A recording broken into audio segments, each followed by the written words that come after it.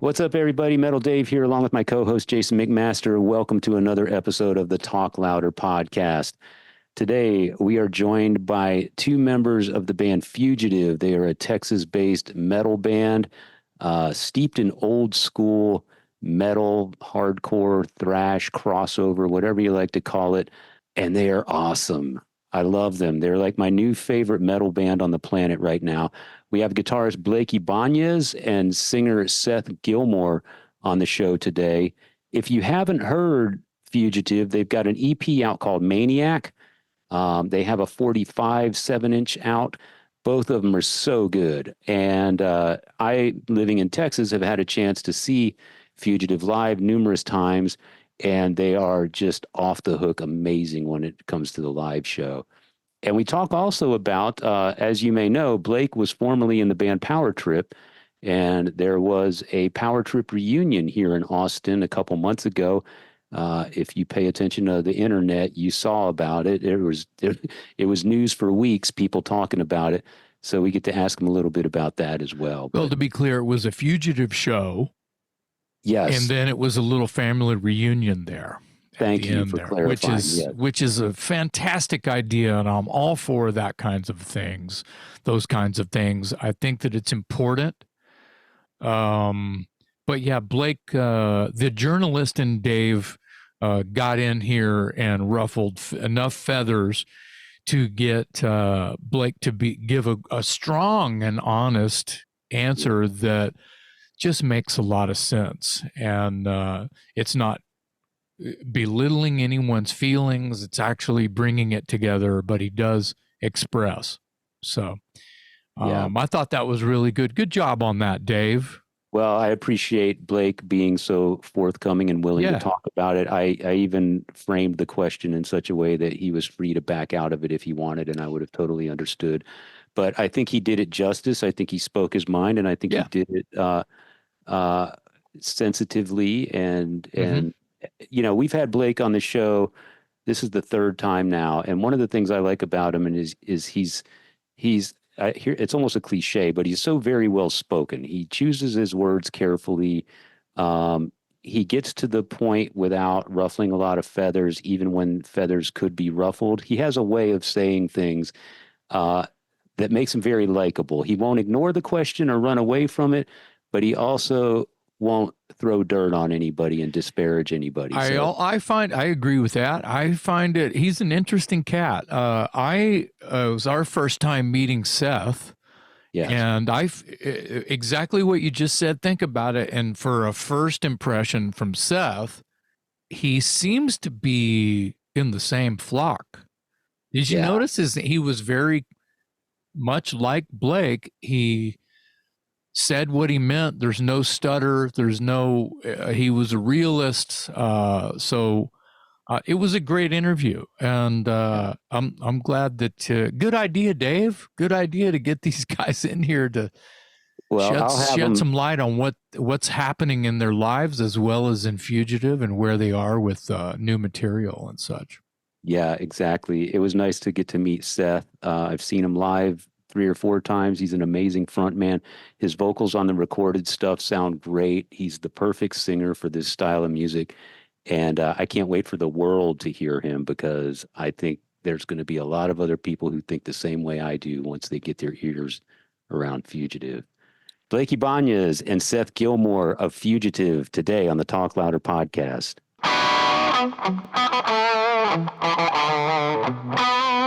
Yeah, this is Blake's third time on the Talk Louder podcast. The first time for Seth. We're stoked to have you because now you've got some a little bit of miles under your belt as Fugitive, and probably a little more to talk about in terms of the band and where you're going, where you've been. I have to start off with a confession. You sure you're in the right room for that? I am. Normally I wouldn't be, but this time I am. I've been pronouncing Blake's last name incorrectly for years now. I've been calling him Blake Ibanez, like the electric guitar. And I've come to find out tell us how you pronounce your last name, Blake. You've been too kind to correct me the last two times you were on the show, but I want to get it straight, and I want the world to know, how do you pronounce your last name? Well, you wouldn't be the first one to do it. I just kind of let people say it however they want because, I just like at the bar, it's a little easier when you're talking to the bartender. So I say Ibanez at the bar, but the real way to say it is Ibanez, like the Spanish pronunciation. Ibanez. So, Ibanez, yeah. There you go. Well, I won't get it wrong again, and I apologize for getting it wrong in the past. I figured once I found out that you were probably so used to it, you just let it roll off your shoulders and don't even bother anymore. I don't give a shit how people say it. I mean, I honestly, if people say the guitar Ibanez or whatever, I'm like, I'm not gonna, whatever you want to say, it doesn't matter to me. At least they make good guitars, right? Yeah, I know. Yeah. And then I never hear the end of it that I don't play one. So there goes that. Or that you don't have. Because I don't. I mean, it's not that I would never, but yeah, they don't make a guitar that I'm crazy about. I've seen some old ones from the '80s that I like, but that shit that they got sued. That shit they got sued over was great. Those V copies and Explorer copies. Have you seen those? That's the stuff I like. Like those are badass. I think Tom G. Warrior had one that I've seen pictures of, and I'm like, exactly. I love that. But currently there's just nothing that I really want from them. So this is why you don't have an endorsement. That shit you just laid on us. Yeah, exactly. Hey, if they're out there. I'm in bed with someone else already with the guitars. So here you go. I think Blake has the coolest room out of the four of us.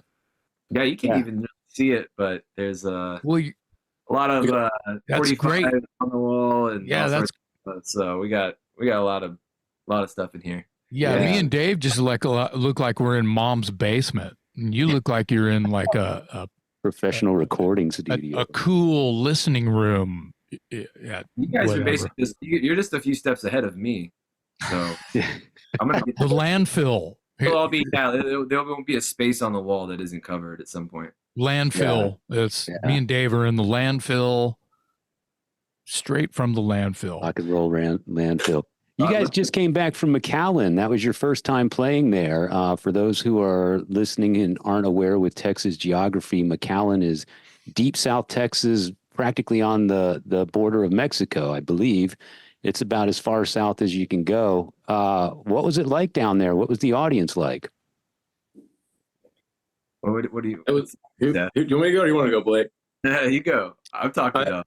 It was awesome, man. The crowd was amazing. Like the venue was amazing. I actually the first time I've ever been to McAllen, and so it was a really fun first experience getting down there and getting to do that. Yeah. When you're that far down, people come over from Mexico because it's like 30-minute drive for them.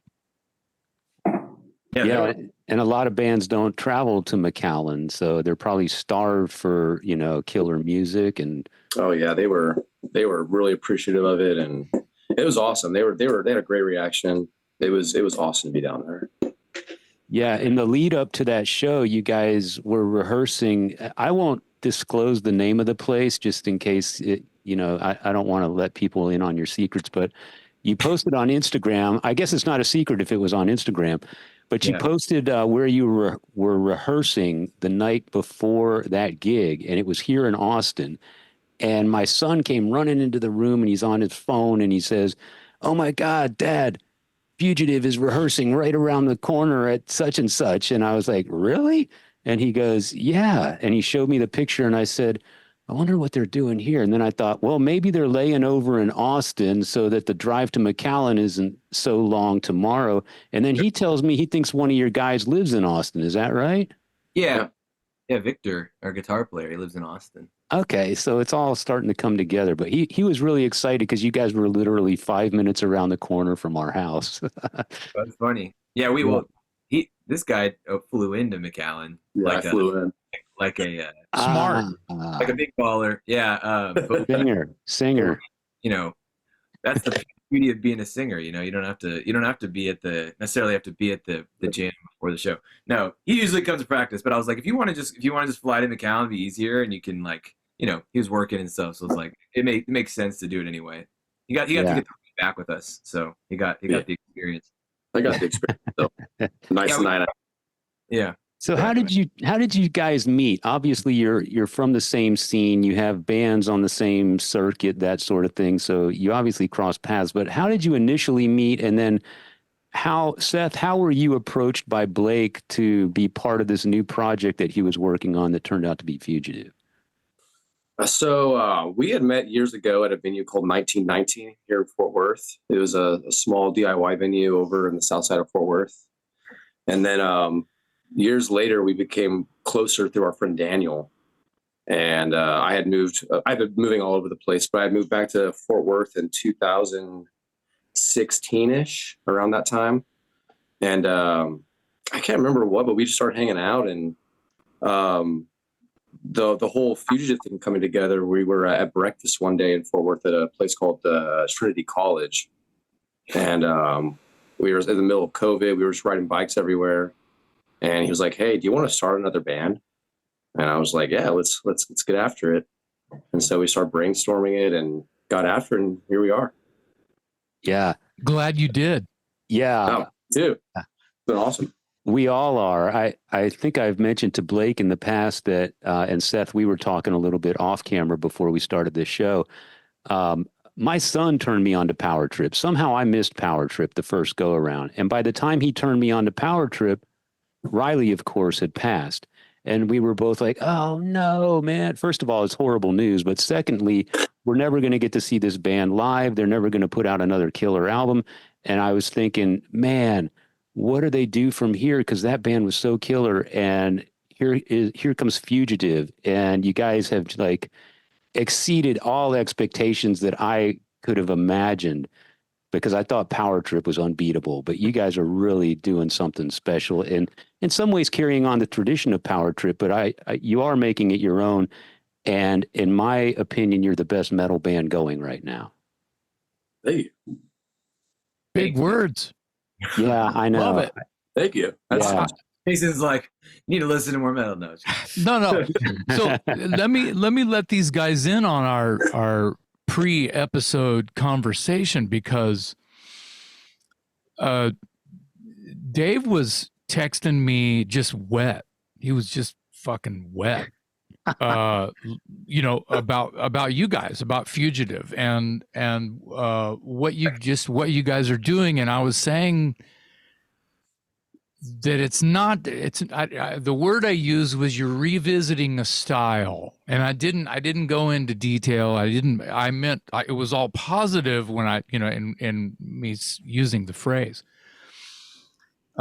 because, and I believe that we've had the discussion with Blake about the sound, you listen to, I always think of Possessed and Seven Churches, but it's real murky sounding when you listen to that record. And when I listen to the Fugitive record, it's bright.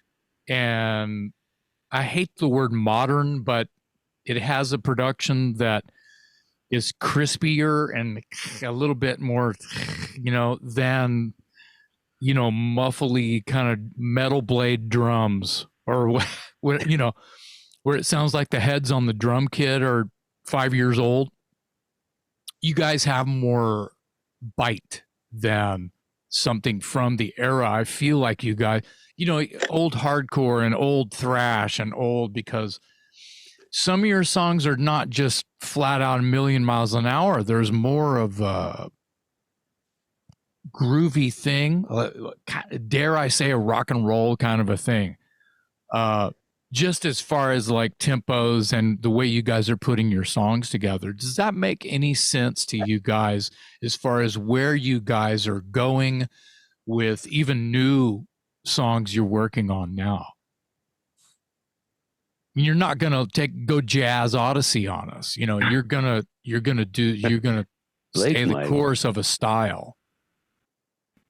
Yeah, I mean, yeah, I think you pretty much hit the nail on the head. I mean, the cool thing about what we do, you know, and like when writing music now is you get to kind of take all your favorite parts of things from the past, but without all the kind of boundaries that the bands of the past had to deal with. So, you know, like right now, I mean, I was going a million miles an hour in Power Trip, and I definitely, you know, part of doing this band, part of the difference I wanted to have was to play a little bit slower, you know, and even play fast, but play like slower fast, you know, kind of go back into all my favorite, you know, new wave of British heavy metal stuff and kind of take it back to Motorhead and, you know, before it went a million miles an hour. So I'd say like, you know, stop at like 1985, you know what I mean? So maybe not quite Possessed, but, you know, like, you know, try to like kind of get in there. And because, yeah, like with Power Trip, if, you know, if I went, I feel like I couldn't go too slow fast because then it wouldn't seem as intense as the other songs. So I sort of had a boundary there.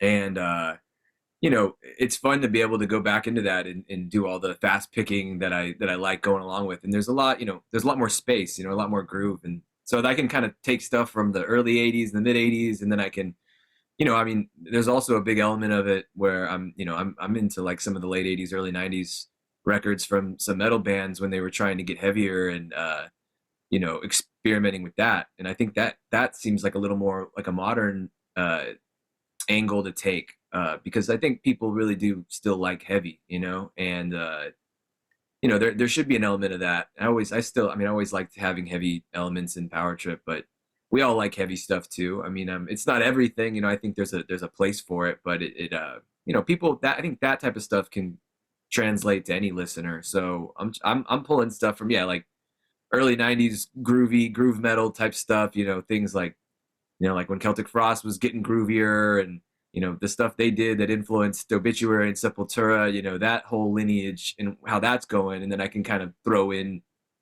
you know, the British heavy metal stuff that I like too, and the crossover and all that. So it's like, I'm having a lot of fun because you know, one of my things I like to do is I just like connecting dots between sounds and bands, you know? So like, you know, finding the through line from, you know, Cro-Mags to, you know, through Metallica, Head and all the common threads. It's like kind of fun to find things that go together that maybe in the past weren't put together.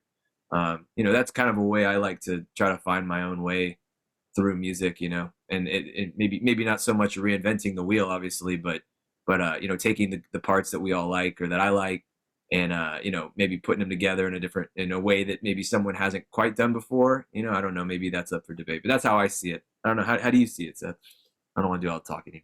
No, that's pretty much he'll hit the nail on the head with that one. Just going through the more groovy stuff, and I mean, you pretty much got it all. I think I can add much to that. I think one of the reasons I love it as much as I do, and I've said this to Blake before with regard to Power Trip, and as I was saying earlier, I see some carryover from Power Trip to Fugitive, and some of that's natural, of course, because you've got the songwriter and the guitar player here. But one of the things that I think that drives it home for me is the punk rock attack. There is, there's not a heavy reliance on blast beats. There's not, and Seth, I think your voice is perfect for what you guys are doing. I love the fact that I was trying to describe it to somebody, and I said the best I could come up with is it's guttural without being Cookie Monster. Yeah, there's no burp and slurp. Yeah. You know, it's not the pig squeal. It's not, you know, it's not burp and slurp.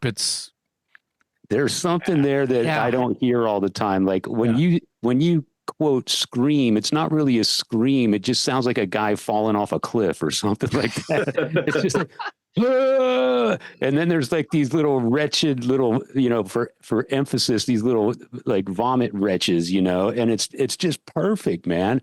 And I hear some Lemmy in there, so it's raw and it's got sort of that sore throat vibe, but in some way it's somehow still somewhat discernible. Like you can hear the words that you're singing, even though the voice carries all this raw emotion with it.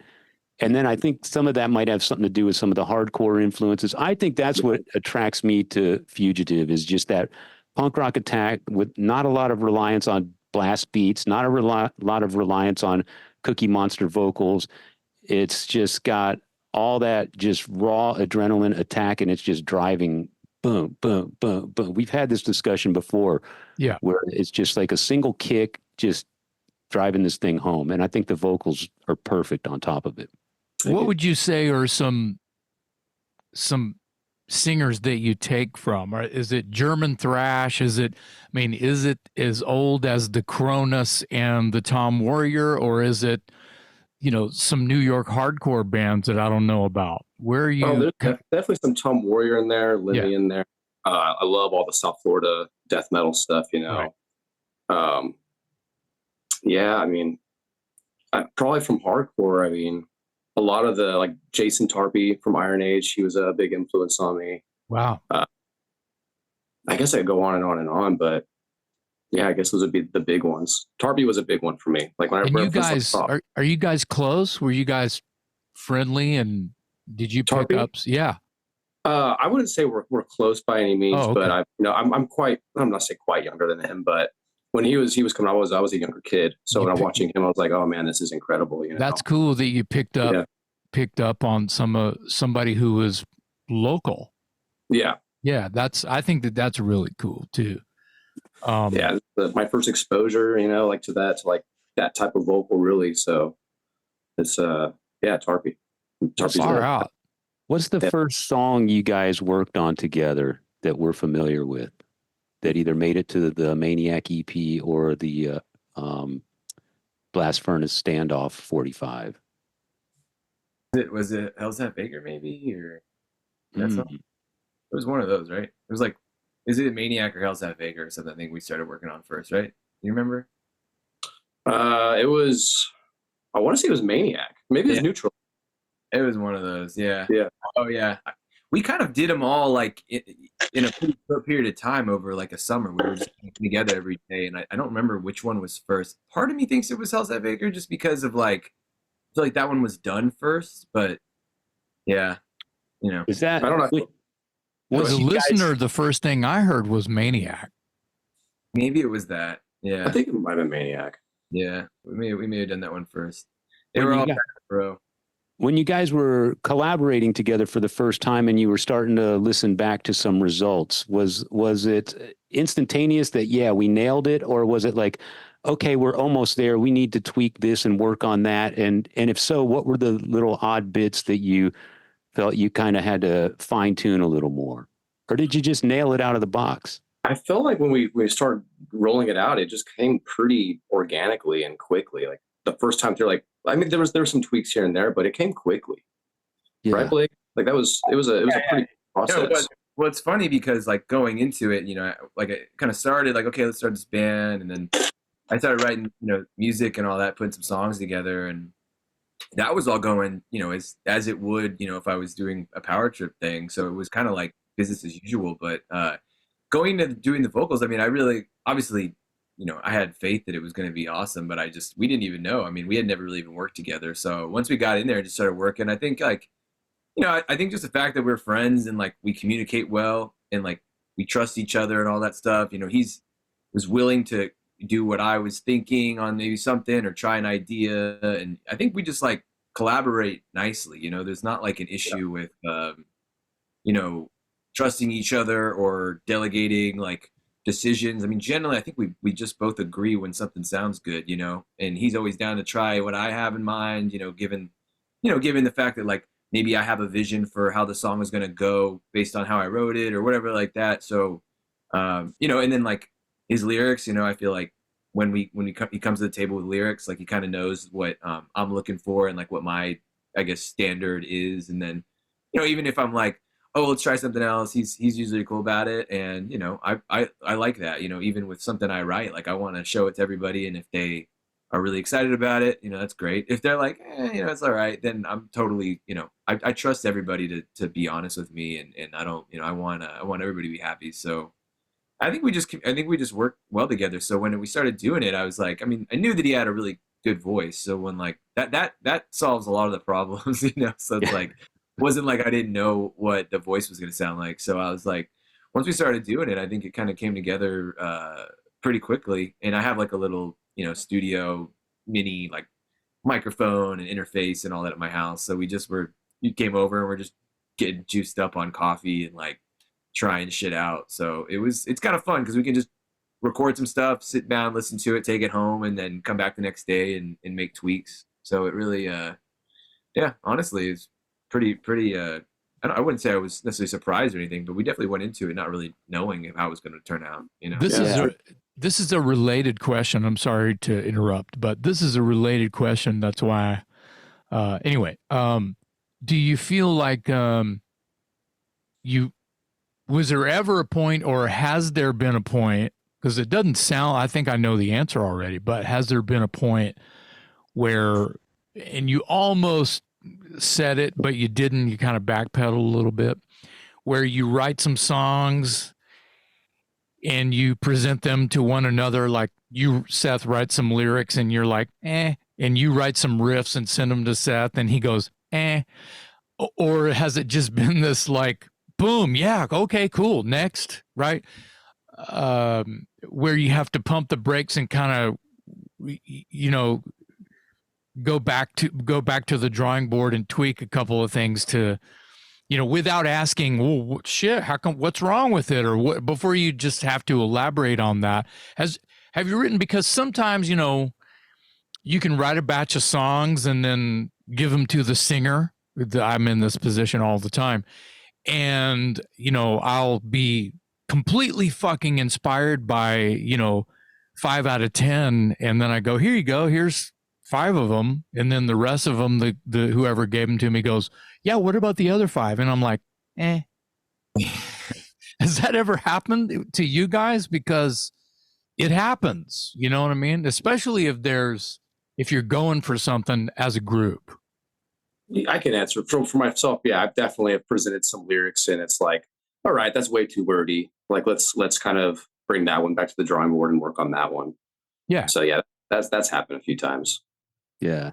I mean, honestly though, I mean, kind of like I said, I mean, you know, like most of the time, I'd say like 95% of the time, you know, I think he knows what I'm looking for. We generally have we'll discuss how I want him to go and all that. But like, I mean, the cool thing is there's not like any like egotistical thing that keeps us from moving forward on it. It's like, if I say that to him, he's like, okay, yeah, I'll try something else. You know, it's not like, yeah, there's not this like, oh, I have to be right thing, you know. And no. you know, I've been in some situations like that. And I mean, at the end of the day, you just want everybody to like it and be happy. So, you know, whether, you know, I feel like so far, you know, the stuff I usually send the guys, I feel like they're pretty into. But like, you know, if there's something that everyone, I mean, I can kind of tell if it's like, you know, if I sent something that like there wasn't like a huge response, I don't know, like I want everybody to be really excited about it. So I generally like, if we're all really stoked on it, if I feel really good about it, I feel like we're all on the same page. We're all kind of into the same stuff. And, you know, if it's fun to play and when it sounds good, I think everybody likes it. But, you know, that's just kind of how it goes. You know, it's not always going to work out the first time, but, you know, you hope. Has there been any tunes that, you know, either didn't get recorded, or maybe they were in like demo form and they just kind of got pushed out of the side because you were writing better stuff after that? Has there been anything like that happen? I'm sure that happens all the time. It's related, you know. Yeah. There's like some riffs and stuff. I mean, I don't know, maybe some riffs, but the thing is like, you know, for me, I feel like I usually just write exactly what we want, what we need. You know, I was just talking to someone else about this the other day. Like I'm not one that writes like a bunch of songs and then like throws out a bunch, you know, like, or we just pick half of them. I really just try to like, I just OCD the shit out of it until it's like the 2 songs that I need are like what we have. I mean, we haven't really had the chance to do that. Now, I mean, what we're working on right now, we might, you know, we may end up having a song that doesn't, you know, work out, but I try to just, you know, lay the groundwork at least to where we go, okay, this song's going to go like this. And, you know, he's going to be able to fill in where he needs to fill in. And I don't know, we're still, we're kind of still in the early stages of being writing. So like, and I guess it's definitely possible that we could strike out on some shit, but you're in a really good place. It sounds like, you know, with the answers to these questions, just about, you know, the drawing board, it sounds like you guys are going to do great things together either way. So I think you already have. I mean, the Maniac EP is like, you have to be pretty happy with the response to it, because I think I just went to order it the other day and it was on back order. Like you can't even get it at the moment at this one particular site that you do merch off of. And I feel like I think my son ordered something one time and the backlog, they even tell you it'll be a few weeks because we need to print more shirts or we need to print more albums or something like that. Are you hearing any of that from where you sit, or is that just us on the customer end of things? What do you think? I don't know. Well, I mean, what? Did I hit something sensitive? Yeah, no. I mean, like, I'm very happy with it. I mean, it's weird for me because like I was kind of doing the power trip full time, and then COVID happened and all that shit happened, and then I kind of just like, out of nowhere started this. So, and I was at the point I'm just thankful for everything that's happened. So it seems like it's taken off quickly. You know what I mean? Like I'm very thankful and very happy with what we've been able to do, especially given that we don't have an album, we haven't even toured, but I think the way we've tried to do it is just, not play too much, but, play a decent amount and get out there, and then also, put out some music when we can, and, that's what we're doing right now. We're trying to write an album. So it's like, I'm trying to not overstay our welcome, given what we've done, but, it seems people are responsive and want to see it and are into what we're doing. I mean, I guess you could say maybe what we're doing right now isn't being done a lot, I guess. So maybe that's part of it. There's a lot of death metal bands, a lot of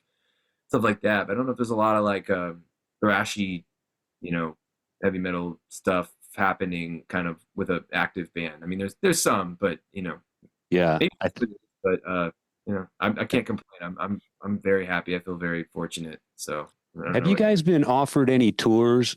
Because I here I go again, but I could see you guys totally holding your own as direct support for like a Pantera or a Megadeth or an Anthrax or something like that. And I don't know if you guys have had any offers, if the business side of things is as aware of you as we are here in Texas. Can you speak to that at all, or? I mean, I feel like maybe it's because, I mean, at the end of the day, I mean, we don't have a full length album out. So I feel like sometimes people maybe don't know if we're like a real deal band. I mean, they know that like we're a band, but like, if you're not like on a label and have an album out and you're not like, I mean, we haven't even toured yet. So I feel like people maybe have kind of put together like, oh, they don't even really tour. So they're not even worth asking. I don't know. I mean, I don't think we've had like little offers here and there. Some stuff, yeah, but nothing like too, not like a month-long tour or anything like that. Yeah. I want to back up. I think these guys would go good with Midnight. Yes. Yeah. Exactly. Yeah, I think there's a wider audience for Fugitive. I think the world just needs to catch up, and I think maybe to your point, you guys might need a full-length album and maybe some distribution so people are aware of it and they can find it at their local record store, if anybody even goes to record stores anymore. I know everyone in this room does. Of course they do. I wanted to back up a little bit, Blake, and ask you, after Riley passed and Power Trip was no more, and then COVID came along and kind of isolated everyone, was there ever a point when you knew you wanted to do something new, and that something obviously turned into Fugitive, but was there ever a point during that process where you thought about just reforming the Power Trip guys and finding a different singer and maybe calling it something else and going out with the Power Trip guys again? Or at that point, had everybody kind of splintered off in their own directions? Or were you just hungry for something entirely new? Talk to me about why we didn't just see Power Trip resurface with a new singer. I mean, we tried, we actually were trying, and it just wasn't happening. We were kind of taking our time, but we were trying to see if we could make something happen. We like had recorded a bunch of music and all this stuff, and I did finish working on that in the middle of the pandemic. An album that I'd been working on for like a years. We recorded a bunch of stuff, and it just never happened, you know, at that point. And I was, you know, it wasn't like we had totally given up on it, but it was kind of like seeming like it wasn't really going to happen, at least at that time. So I was just, you know, I was like in my mind, I started just writing other stuff. You know, I think I was like, had my guitar tuned down. I was doing some other things, and then I just started writing some stuff, and it was coming out. And then, yeah, like I said, or like Seth said, we were just hanging out, and I kind of had the idea, like, why don't we just do something and see what happens? And it just sort of happened naturally. And it's kind of funny how it all worked out, because, you know, little did I know, like my good friend that lives down the street, like we could just, you know, play music and do it that way, and it all kind of worked out. So yeah, you know, we definitely tried to see if we could make something happen, and you know, but like for me, it was like it's not worth it to, you know, do that if it's not the right thing at the time, and like if it's not going to be, you know, as good or whatever it is. So I was just like, you know, we gave it a shot, and it's not to say that it could never happen again, but it's like once we started this, I was like, well, this is cool, and this is like a way for me to you know, kind of, I guess in a way, start over, but like you know, get a new group of people around me, and a new inspiration for songs and all that, rather than just, you know, trying to, I guess, you know, be in the shadow of what Power Trip did, and especially when it hadn't been that long since everything happened. I mean, I think at this point we've been we haven't played in such a long time that I think people see it a little differently now. But at the time it was a little fresh, and I just think it was, you know, unless we were going to really strike gold at that moment, I didn't really want to try to mess with that at that point. You know? And so yeah, I mean, I think at some point I just was like, let's do this. And then it started working out great. And, you know, rest is history. So things are going great as they are with that. I think it's awesome. I think it's awesome when something like that happens, when you're just kind of like, hey, well, let's try this. And then it's easy, and it sounds good, and it feels good. And it's like, shit, we got to put this out, you know, Right. because why not? So that's amazing. And I guess it's kind of congratulations, because it's not always, I mean, with what you went through, you know, it's not always as, you know, going to be gold the next day, you know, so it's good, man. It takes a while. Yeah, it takes a while. I appreciate that. I think we're all very thankful that we get to play together and, you know, play shows, and we have a great time because everybody in the band is just friends, and it's fun. You know, I got like that was kind of the fun part about doing this band, is I got to just go, and, you know, it was like a video game. I got to just build my own band, you know, and you know, like for example, when Power Trip started, it's not that I didn't want to play with those guys, but I was young, and like these are just the guys that I knew and I surrounded with, and like, you know, it worked out great, obviously, but being older and then having formed relationships over a long period of time and all that, and getting to go just find exactly what you want in the band at that moment. You know, like, hey, this guy's kind of into all this stuff, and this guy's, you know, it's just kind of fun, you know, nothing against the bands I've been in the past. It's just like, it was a different experience getting to sort of recruit my own team, you know what I mean? So no, it was really cool. And I picked a good group of guys, you know. It's like, it's sort of hard to find the right group of people that are, you know, flexible and get along well and kind of know the same people that have been around, and we were able to do that. So how long have you guys known each other? Just on and off the Fugitive map? As in all of us, or Blake and I? Yeah, just, well, all of you, and then you and Blake. I think I met Blake in 2009 or 10. It's around that time. Wow. Okay. And then, it's been a while. And then the rest of the guys, I mean, I've known Andy, I met about 2 years ago when the band kind of started, or a year and a half, I guess, however long it's been. And then Victor, maybe a couple more years than that, and Lincoln for about maybe 5-6 years, something like that. yeah. Seth, tell us a little bit about your band, because people, especially our listeners outside of Texas, may not be familiar with where you come from. So tell us a little bit about your band. And now that Fugitive seems to be up and running, are you going to be able to maintain that band as well? And tell us a little bit about what your band sounds like, et cetera. Just give us a brief summary of It's called Scourge. It's a band based out of Houston, Texas. It's just like a real dark hardcore infused with some metal elements and punk elements. Yeah, I mean, we've been a band for almost 10 years now, and we put out a full length last year. It just took us long enough to do it, but put out a full length last year. And yeah, I mean, I think I'll be able to maintain. We have some shows coming up in March. Actually, we're going to be playing in Austin. When is that? It's March 10th or 11th, I think. So you were just here. Come by, come hang out. You just played here recently, didn't you? I think my son went to that. He said the place was packed and it was you were well received, and I was happy to hear that you were pulling an audience outside of Fugitive. Yeah, it was a good time. It was a rainy night too, so it was really nasty out, and it was fun. It was a good time. Yeah. Yeah. And you played at the Mohawk, where you guys, Fugitive has played some memorable shows there. And the 800-pound gorilla in the room is the Power Trip reunion thing that you pulled off. I guess that was in December. Yeah. The place was packed. It was like the worst kept secret in town. Everybody kind of knew that Power Trip might get on stage with Seth singing and run through some Power Trip songs. And of course you did. It wasn't advertised, but the buzz was out. And I saw a post. I saw Blake post something that I was like, that's cryptic as fuck. Yeah. That's what the fuck is he trying to say right now? The flyer had an executioner and it said special guest after show or something like that. Yeah. So like I said, if you were a fan and you put two and two together, you could sort of surmise what might go down.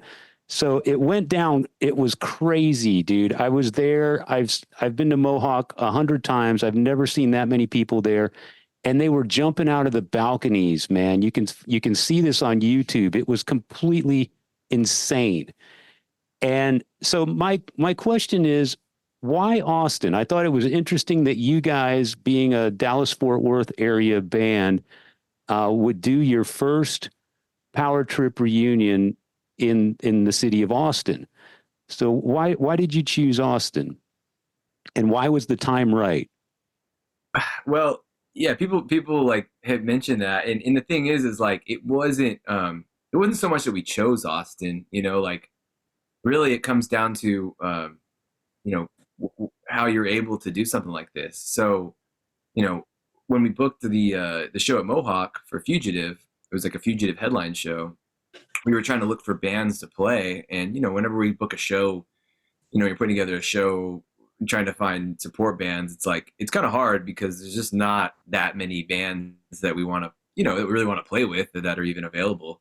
And one of the bands that we thought about was, there were a couple different bands, but one of Victor's bands, and Victor plays in a couple different bands with the drummer of Power Trip, Chris Olsch. So we were like, I think one of them was available, and they do well in Austin, and they're like a cool band from Austin. So I was like, well, let's get them. And then once they were available to play, I kind of got thinking, I was like, it'd be kind of fun to do something if Olsch is going to be there, and the other guys live in DFW, it's like, why not? And I mean, it's just been a while, and I'd talked to Seth about like if he would want to sing some of the songs or whatever, and he was like, yeah, that'd be awesome. And I think it was just like the timing, like, and the opportunity was there. And but that's not to say that like Austin wasn't a good choice if there ever was one, because like we've played a lot of, just like Fugitive, I mean, Power Trip had countless super legendary shows in Austin, like that were packed, and we did like a record release show there for our last album, and we've always played great shows in Austin and had a big crowd in Austin. So and it's like 3 hours from Dallas, so it's not like it was like people from Dallas came down, lots of our friends came down, so it was just it was like a thing we were like, we're gonna do like a little surprise appearance. It's not a real Power Trip show or anything. And I think just having the platform to be able to pull that off was important. So, the fact that it was a Fugitive show made that possible. We didn't have a Dallas show at the time. So it was like, I think that was like the best place to do it. Cause, also Mohawk is such a, friendly venue to punk and hardcore and metal bands, and they've always been there for us and everybody. So I mean, just to be able to do it there, you know, have Mohawk have a really good night, and you know, a lot of our friends were able to be there, and I think it just worked out really well in that sense, you know. Yeah. What's the band that Chris Olshan and Victor are in that's based out of Austin that was on that bill? Creaturas is their name. They were and they were kind of reuniting and played in a handful of years. But they play in that band. They have another band called well, they have a few bands. They have, you know, a band called Impalers, and then we were gonna get the band. Who else were we gonna get? Voska. Yeah, Voska is their other band. They're like kind of punk bands, D-beat punk bands and stuff. So we wanted to get one of them just to get some of our friends on the show, and the one that was available was Creaturas. And then yeah, so once Chris was in, you know, I just thought about it. I was like, well, why don't we see if we can do this, something fun for the fans that's cool. You know, Power Trip had just put out a live album over the summer, so Yeah. you know, we hadn't really anything to commemorate that at all. Seth, how do you feel about being asked to step in? And I mean, that was my question. Those are gigantic shoes to fill. Yeah. How did you feel about the idea when was it weird? Did it? It was a kind of strange, but more than anything, it was an honor. You know, right. Like you said, those are huge shoes to fill, and I kind of grew up watching Riley, you know, do his thing from when I was like a teenager. And so, you know, Power Trip is like a very special band to me, always have been. And, you know, whenever it all started, it kind of hit me like, whoa, like, this is happening, you know? And I kind of felt like I was in the crowd myself, because it was like, you know, I was, you know, I had the same, probably thought that the crowd did, of just, you know, like, I'm so excited that this is back. Like, these songs are being played. Yeah. And it was really special. When you were in the crowd was all over the stage. when a real true fan that has history with the band gets to stand there and be part of it all, you metaphysically, you are in the crowd, but you're also in your brother's shoes, kind of thing, you know? Yeah. It's strange. It was a very interesting feeling, for sure. Yeah. But I would say it was just an honor. That's what it was for me. You killed it. It was amazing. The videos I've seen, I'm an old man. I don't go out much anymore, if at all. But I was getting hurt just watching the videos. I was there, and it was insane, man. I don't think I've ever seen a crowd. I told people afterwards, in the days and weeks afterwards, I was telling people, I saw Pantera in a club. I saw Metallica in a small theater. I saw Slayer in a club. And those shows were the pinnacle for me of a crowd just going completely bonkers.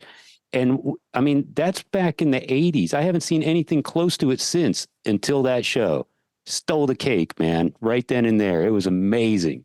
It was crazy. Yeah, and when he started jumping out of the balcony, he was talking all this shit verbatim just hours after he left the venue. I was texting him going, dude, metal is alive and well. Are you driving right now? You're texting me like a 13-year-old girl just got new panties at the mall. Fuck, man. When they started jumping out of the balcony, my son is down in that pit. And so me and my wife are texting him, telling him to get out of harm's way, you know. And of course, I know he's not paying attention to his phone, or actually he is paying attention to his phone. He's down there filming the band, you know. Yeah. And I was just like, oh my God, I hope nobody gets hurt, because the balconies they were jumping out of, I mean, let's just say I'm 6 foot tall. That's easy. They're easily two of me, so it's probably 15 feet or so in the air, something like that. Sounds good to me. You're talking about 200 pounds of dead weight coming out of the air and landing on your head or something. And then to Seth's point earlier, there was people on stage, multiple people on stage all night long. And I know that's kind of become typical at Fugitive shows, but it was just off the chain when the Power Trip songs were playing and the band was up there. I think my response was, I'm so glad this is happening now and then. I'm so glad that there is this, not even a resurgence. I don't want to call it that, because it sounds like it stopped, you know, that kind of revelry and glow of a room that's full of thrashing headbangers. I sound like I'm aging myself by saying that phrase, but it's fucking real. My response was, I'm so glad, because like I said, he's texting me and I'm going, oh my God, I'm so happy right now that this is still real and happening in Texas. Yeah. Yeah. It was an eye opener, man. It was on. It was so good. I'll never forget that gig. Now the journalist in me has to ask, and we can not speak on this topic if we don't want to, but I feel like I have to ask. There was a little bit of backlash on the internet following that show. Riley's parents seemed to be a little bit upset that there was no notice given, I guess. And then as it sort of played out over the days, I think Riley's dad sort of walked it back a little bit. It sounded like it might have just been a big misunderstanding. But can you talk about, sort of the aftermath of that show? And then the internet was kind of going back and forth. People were taking sides. Either you were in Fugitive's corner and you thought it was great, or you were in the family of Riley's corner and thought that it shouldn't have been done. Can you speak to that at all? Yeah, I mean, I think the internet and the general public kind of, made that, kind of put that whole thing to bed. I mean, first of all, it was our show, and we wanted to. We had a Fugitive show. It wasn't a power trip show, and if I want to invite my buddies up there and play songs that we wrote, for the fans, we didn't go up there. We didn't sell power. We didn't do it to make money. Not to say we, I don't think it's wrong for us to be able to do that ever, because, we put a lot of work into that band, and, I think all those guys deserve that just as much as anybody. But, we did it because it made us happy and it made the fans happy. And that's why we did it, and I think we did a good job with it. And from what I could tell, it seemed like 98% of people were able to pick up on that and understood what was going on.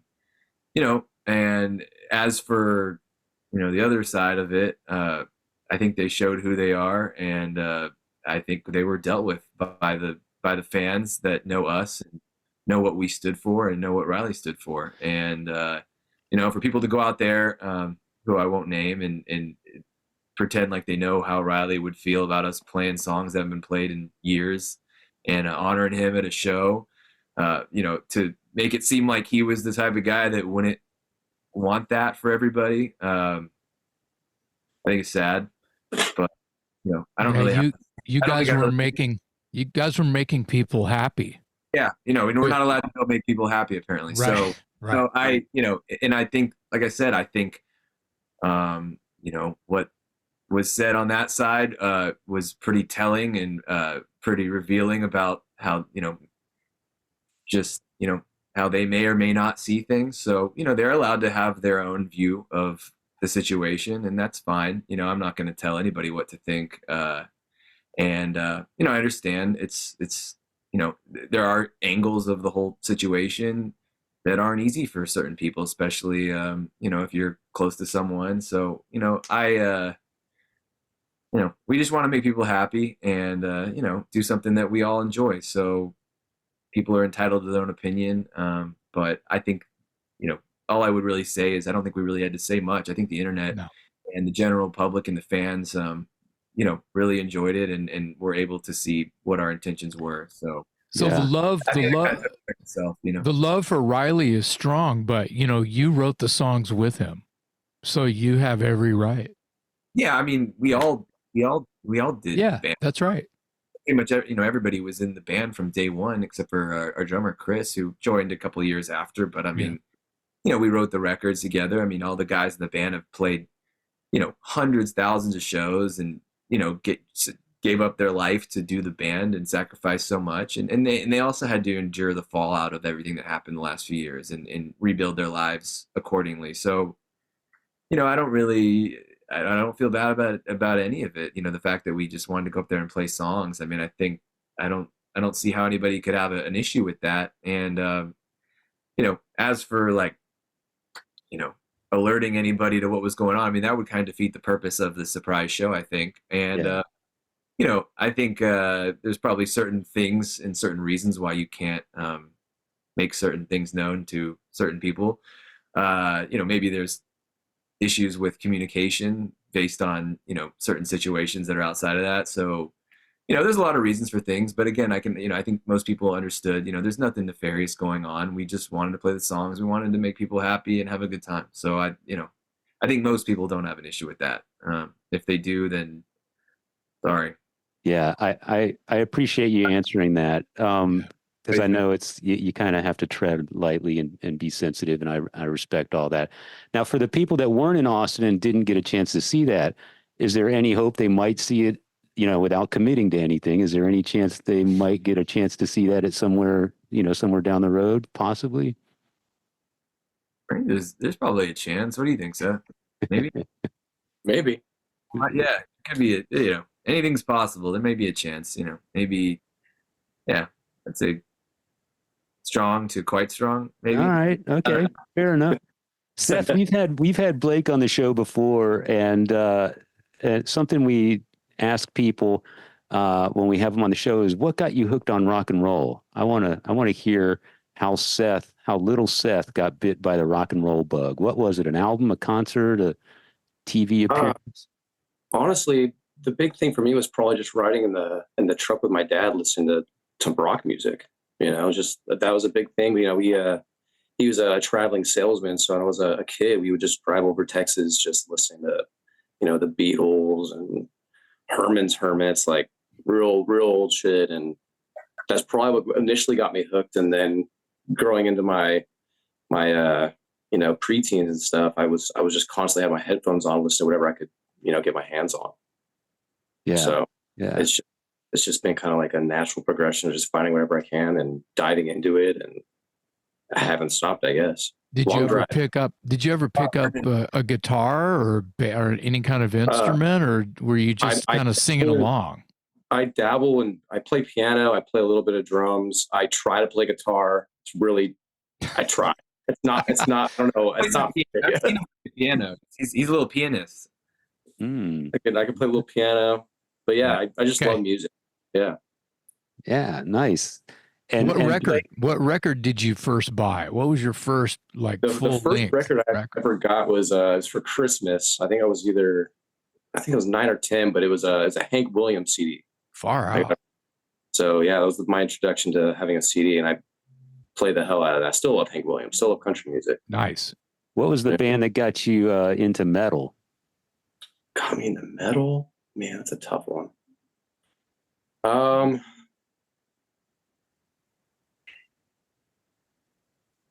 I really don't know. I'm trying to think.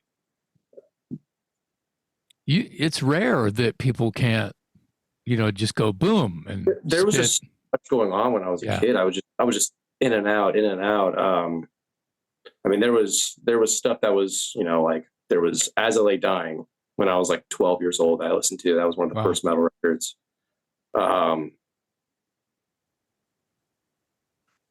Yeah, I probably have to say something along those lines. Yeah. That was like my first introduction to like screaming, if you will. Yeah. Yeah. We always like to ask, because me and Jason are old guys, and when we have guys our age on the show, it's always the same thing. Kiss, you know, kiss. And so when we get younger guys, it's always fun for me. Beatles. Kiss or the Beatles. Or Beatles. Yeah. But when we have younger guys on the show, it's always cool for us to hear what album, you know, grabbed them as a youngster, because As I Lay Dying might be a first on the Talk Louder podcast. Well, I wouldn't say that's what grabbed me, but I would say I'm not limiting it to that. I think it's interesting by your age. You just aged yourself. You're 12 when As I Lay Dying. Yeah. Yep. And he aged us too, because to us that's big time. Still new school. I'm not afraid. Yeah. Blake, refresh our memory real quick. What was the first album or whatever that got you into music? Into music is tough. I mean, I'm like Seth. I mean, you know, my dad. I mean, he was showing me. You know, he was always. I mean, he was always into music. He's not like a huge music guy, but he likes music, of course. He's an architect. He's like an artsy guy. So he, of course, loves music, and he'd play me the Beatles and stuff. But I think at some point he realized that I really liked music. But I mean, he was feeding me, the Who, the Beatles, Jimi Hendrix. I mean, just like being a kid, and he's showing me the videos of Pete Townsend like knocking the amps over and like breaking the guitars, and Jimi Hendrix, lighting the shit on fire. And I think he could tell, because I was into like skateboarding and stuff, that punk rock was probably going to blow my mind. So he was, he knew about obviously the Ramones and the Clash and all that stuff, and I was into it. I was, he was right. I loved the counterculture aspect of it, and just the loudness and how it was so different than what was normal, I guess. So yeah, he's about almost 70. So I mean, that's the stuff he grew up on, was a lot of that 60s music, and obviously the Who and the stuff, like those were the big ones, I think. But there was like Elvis Costello, there was Neil Young, all that stuff that I still love to this day. But I'd say the Beatles was the big one, because me and him are both really big Beatles fans, and that was always just something we would just constantly listen to, and it was mysterious and weird.